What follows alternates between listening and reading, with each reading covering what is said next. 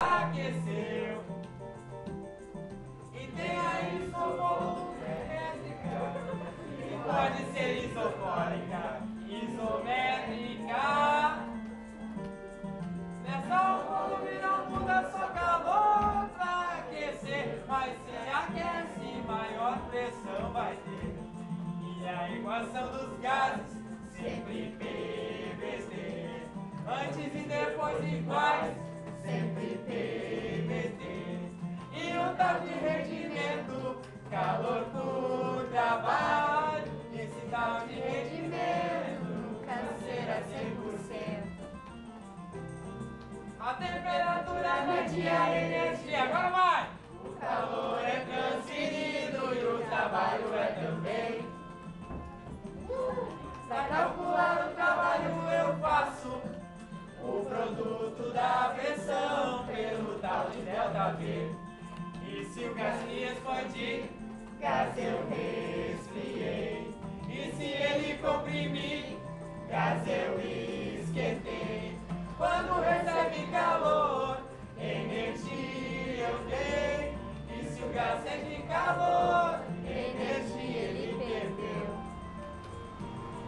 Também vou lembrar da isotérmica, em que não muda ter, mas que pode trocar calor. A diabática é tranquilo, só tem trabalhinho, sem calor aqueceu. E tem a isofolométrica, que pode ser isofórica, isométrica. Nessa o volume não muda, só calor pra aquecer, mas se aquece, maior pressão vai ter. E a equação dos gases sempre PVT. Vamos por força aqui. Antes e depois iguais, sempre PVT.